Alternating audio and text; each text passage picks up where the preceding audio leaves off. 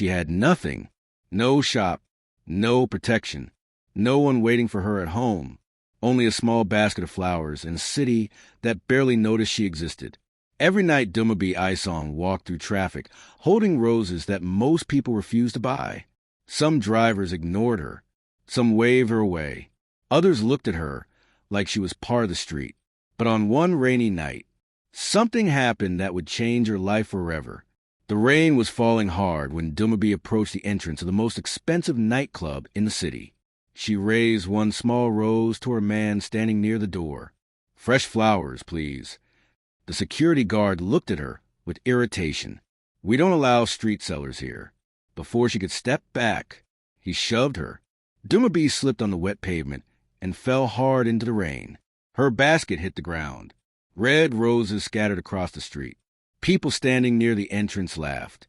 Cars splashed water as they drove past. No one helped her pick up the flowers. No one even asked if she was okay, because in that city, poor people falling in the rain was not unusual. But what happened next was, just as Dumebi struggled to gather her soaked flowers from the road, a black luxury car slowly stopped at the entrance of the club. The laughter near the door faded instantly, because everyone recognized that car. The door opened. A tall man stepped out into the rain. His suit was dark, his expression calm. And the moment the security guards saw him, their faces changed. His name was Martin Luke, a man whose power reached far beyond the city's bright lights. Some people called him a businessman. Others whispered a different name. Mafia boss. He didn't speak at first. His eyes moved slowly across the scene, from the guard who pushed her to the girl kneeling in the rain, trying to save her crushed flowers.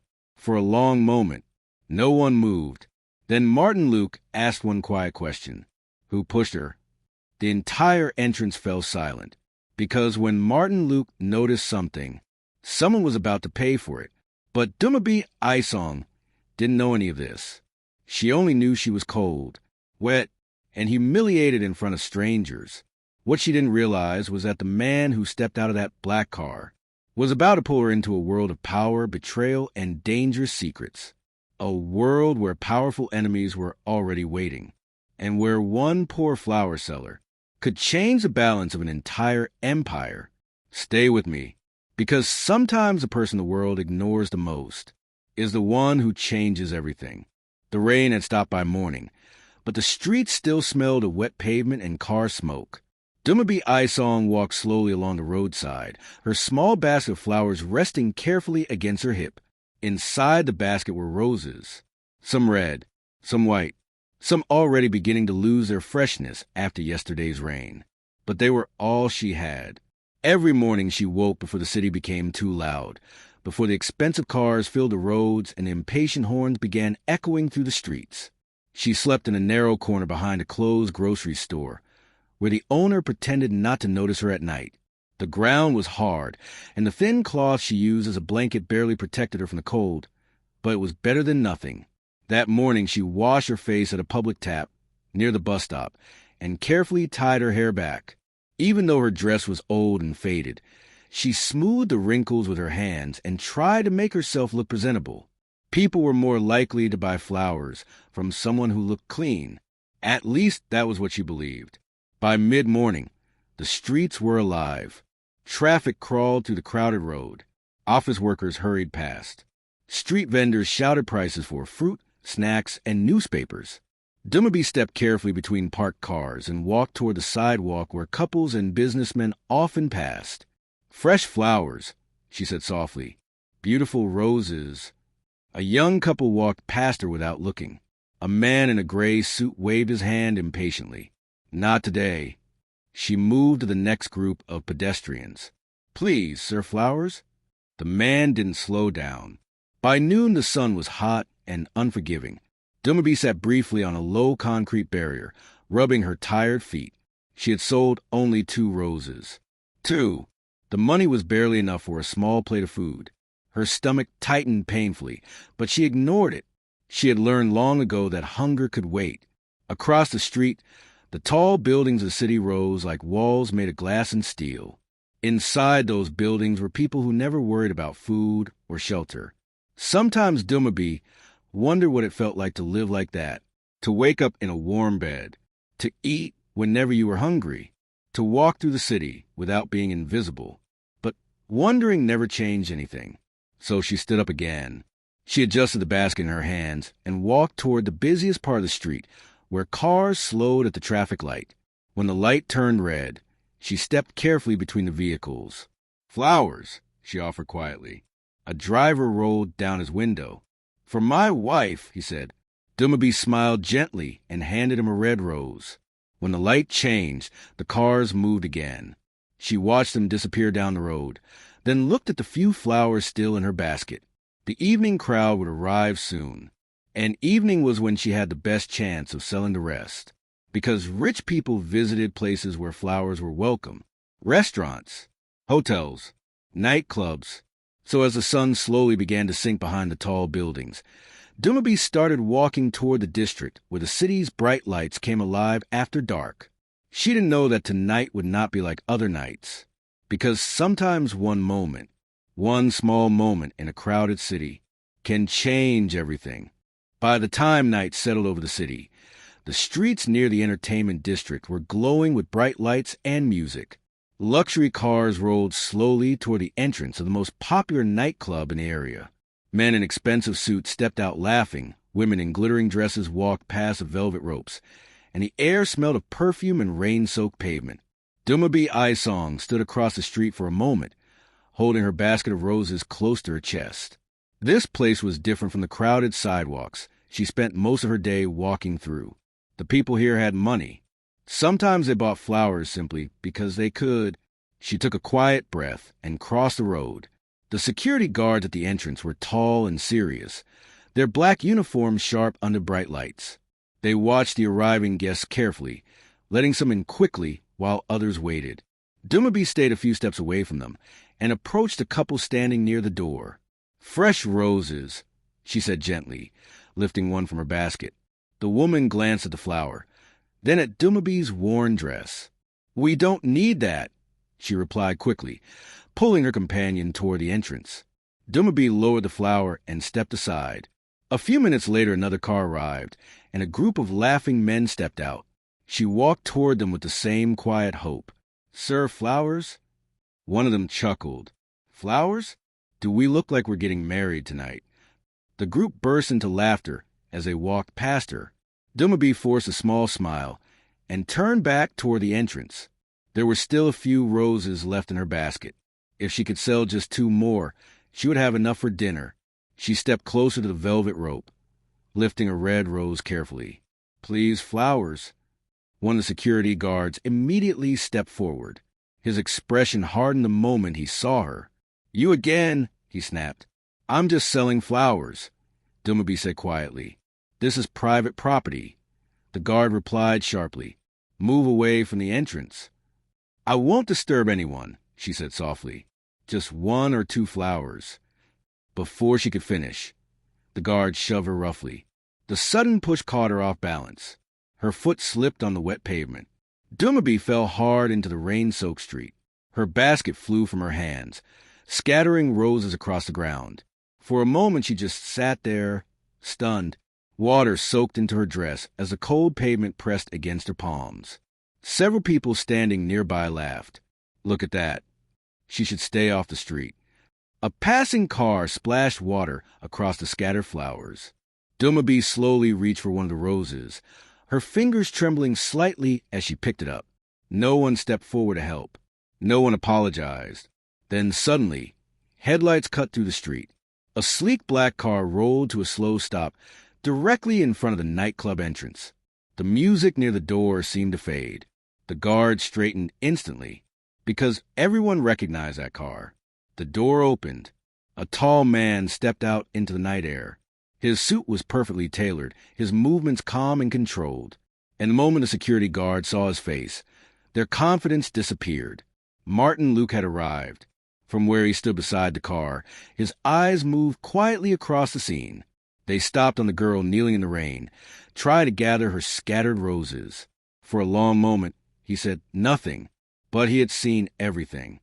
For a moment, the street seemed to hold its breath. The music from a nightclub continued faintly in the background, but near the entrance everything had gone strangely quiet. Martin Luke closed the door of the black car behind him and stood still for a second, rainwater glistening on the polished pavement around his shoes. His gaze moved slowly across the entrance, from a nervous guest standing near the velvet rope to the security guards who had suddenly straightened their posture. Then his eyes settled on the girl kneeling on the wet ground. Dumebi was still gathering the scattered roses, trying to rescue the few that hadn't been crushed by passing cars. Her dress was soaked. Strands of her hair clung to her face, but she continued picking the flowers up carefully, as if they were something fragile and valuable. Martin's expression did not change. He walked forward calmly. Each step of his polished shoes against the pavement echoed louder than the music from inside the club. The security guard stiffened immediately. "Good evening, sir," one of them said quickly. Martin didn't answer. His eyes moved briefly to the roses lying on the ground, then back to the guard. "Who pushed her?" His voice was quiet, but the question carried weight. The guard hesitated. "Sir, she was disturbing the guests," he said nervously. "She's been trying to sell flowers at the entrance." Martin glanced again at the girl kneeling in the rain. Dumebi had finally gathered the last of the roses and placed them back inside her basket. She stood slowly, keeping her eyes lowered, as if hoping the attention around her would disappear. But it didn't. The guard cleared his throat. "We don't allow street vendors here," he added. Martin looked at him again. "And pushing her into the street was necessary?" The guard's confidence faltered. "I was just doing my job." The rain began falling lightly again, tapping against the pavement. Several guests nearby watched quietly, sensing something serious unfolding. Martin stepped closer to the guard, not aggressively, but close enough that the difference in authority became painfully clear. "Your job," Martin said calmly, "is to protect the entrance." The guard nodded quickly. "Yes, sir." Martin's gaze hardened slightly. Not to humiliate someone who is simply trying to survive. The guard's face went pale.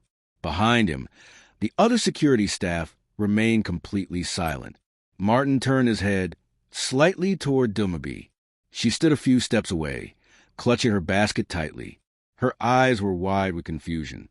She clearly had no idea who he was. Martin looked back at the guard. "Apologize." The word fell like a quiet command. The guard froze. For a second he looked as if he hadn't heard correctly, but the silence around him made the meaning unmistakable. Slowly, awkwardly, he turned toward Dumebi. "I apologize," he muttered. Dumebi blinked in surprise.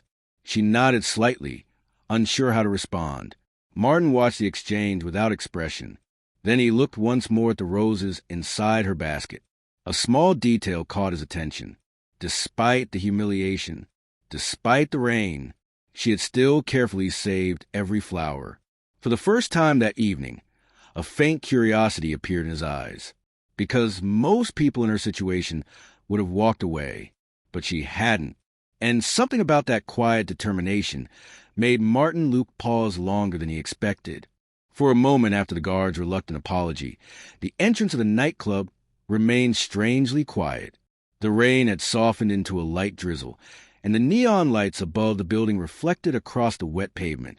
Dumebi held her basket close, unsure whether she should leave or stay. Her instinct told her to walk away quickly before more trouble followed her. But the tall man standing near the black car had not moved. Martin Luke studied her quietly.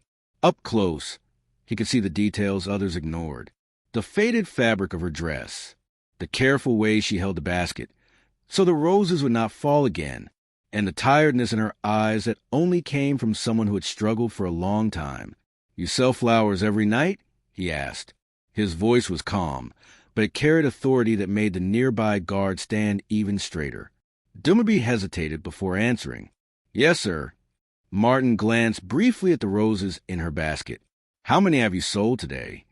She looked down at the flowers, counting quickly in her mind. 4. The number sounded small even to her own ears. Martin nodded slowly, as if the answer confirmed something he had already guessed. "And the rest?"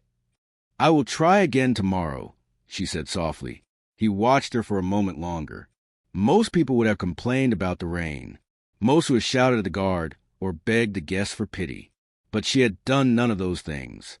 Instead, she simply stood there, holding the last of her roses as if they still mattered. Martin reached into the inner pocket of his jacket. Dumebi stiffened slightly, unsure what he was about to do. But instead of handing her money, he pulled out a small card. He looked at it briefly before extending it toward her. "Do you know the hotel on River Street?" he asked. Dumebi nodded slowly. Everyone in the city knew that hotel. It was one of the most elegant buildings in the district. "I own it," Martin said. The words sounded simple, but the reaction around them said everything. The guards avoided looking directly at him. The guests nearby whispered quietly. Dumebi looked confused.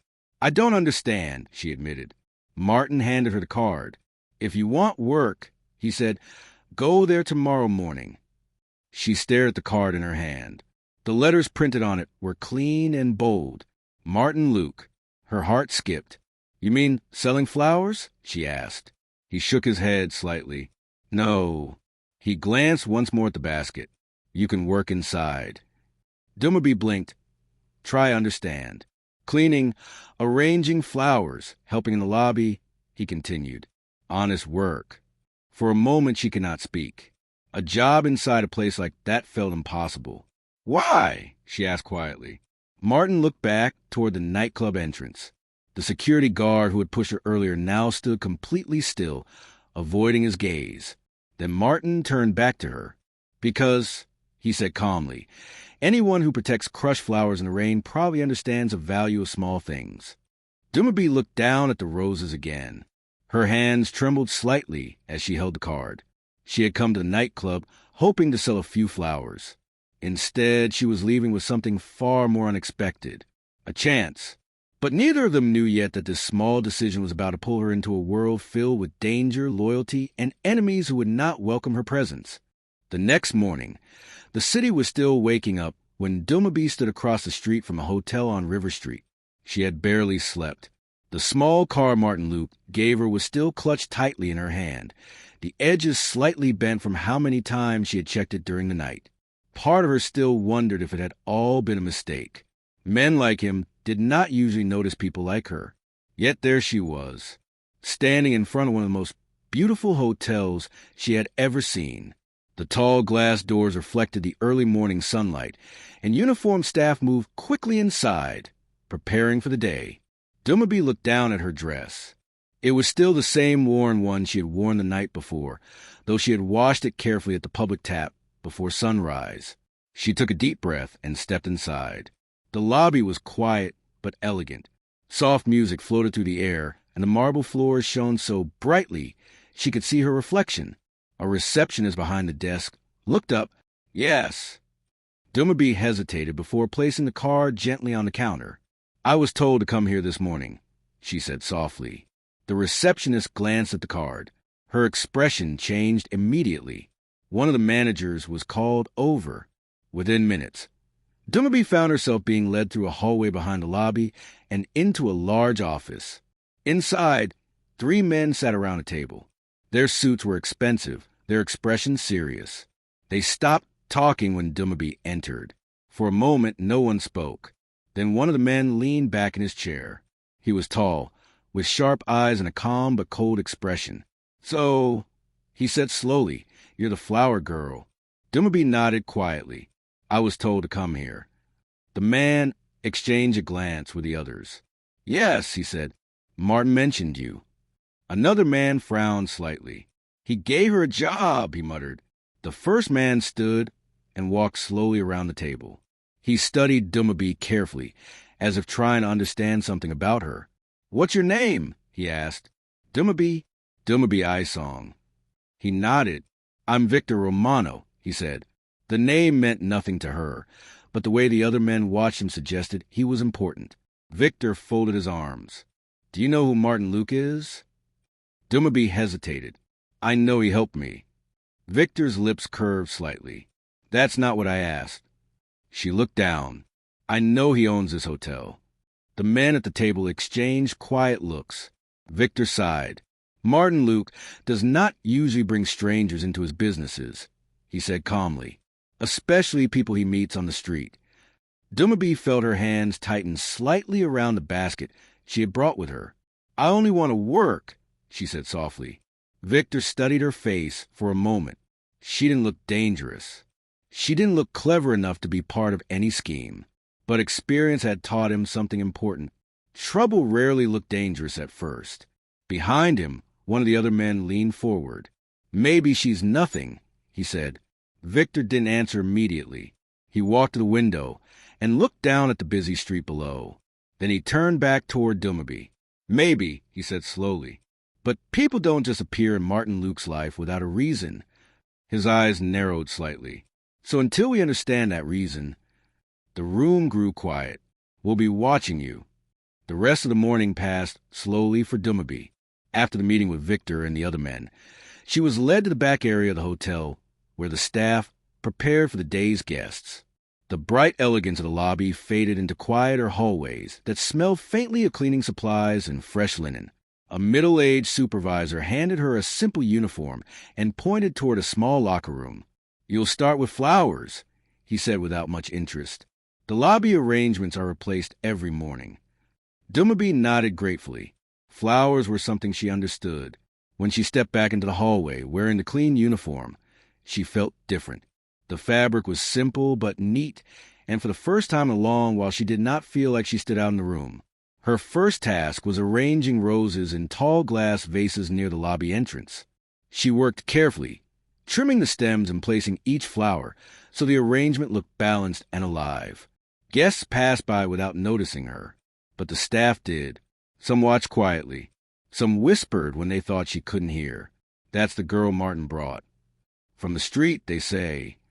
Why would he do that? Dumebi kept her head down and focused on the flowers. She had learned long ago that people's opinions could not feed you or give you a future. Only work could. By afternoon, the hotel was busy. Guests arrived with suitcases. Businessmen held meetings in a lounge, and waiters moved quickly between tables. Dumebi had just finished replacing the last vase in the lobby when she noticed something strange. A man was standing across the street outside the glass doors. He wasn't entering the hotel. He was simply watching. His dark jacket blended easily into the crowd, but every time Dumebi glanced toward the door, his eyes seemed to remain fixed on her. She told herself it was nothing. Cities were full of people watching each other. Still, the uneasy feeling stayed with her. Later that evening, when her shift finally ended, she stepped outside into the cooling night air. The streetlights had already turned on, casting long shadows along the pavement.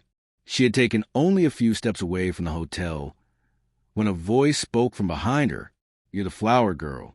Dumebi stopped. Two men stood near the corner of the street. Their expressions were not friendly.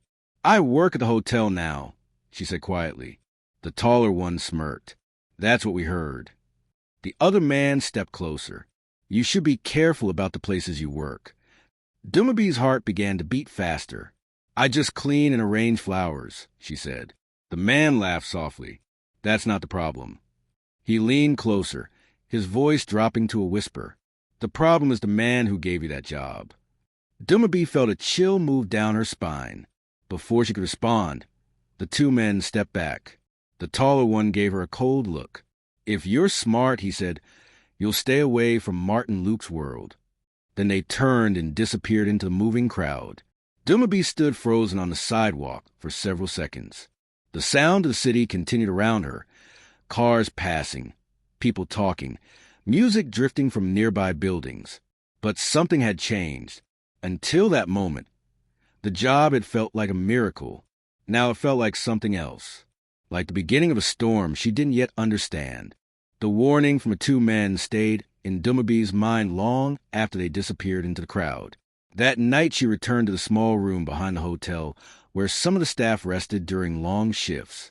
It was not luxurious, but it was warm, and for someone who had spent so many nights sleeping outside, it felt like safety. Still, sleep did not come easily.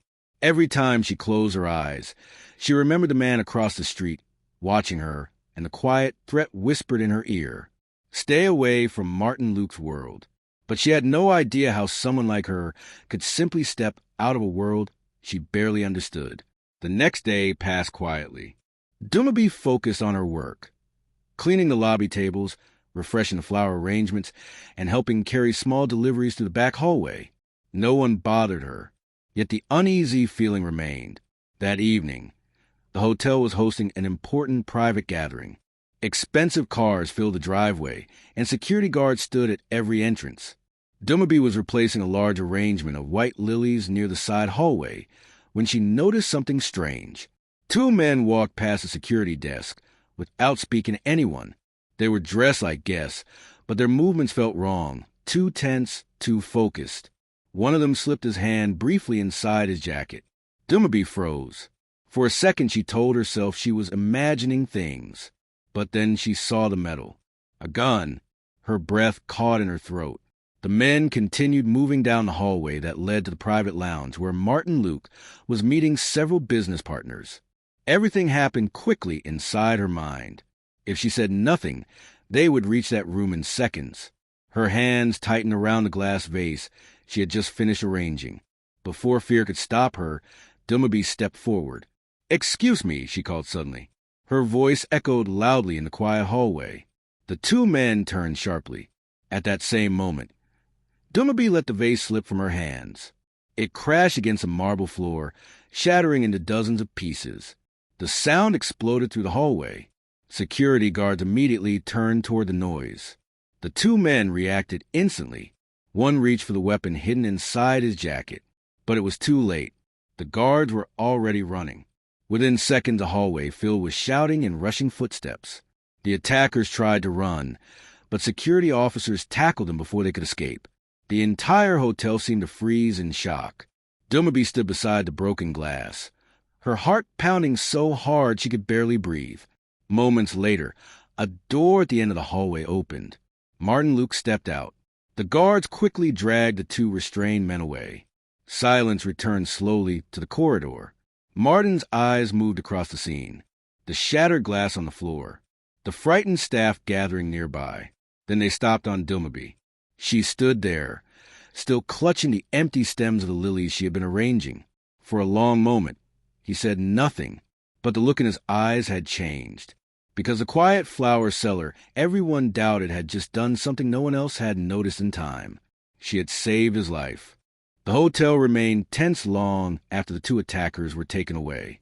Security guards moved through the hallways, speaking quietly into radios while guests whispered nervously in the lounge.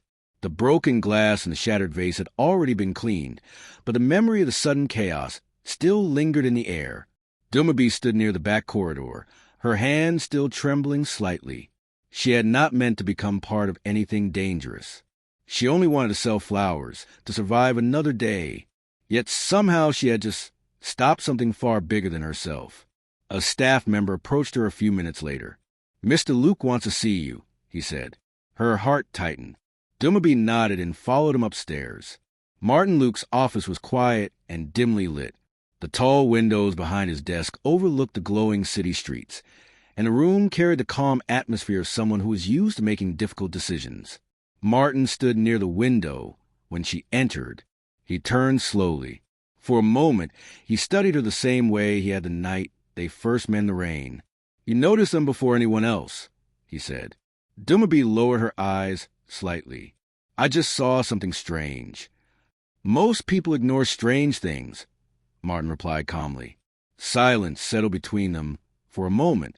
Then he walked toward his desk and opened a small drawer. Inside was a thin file.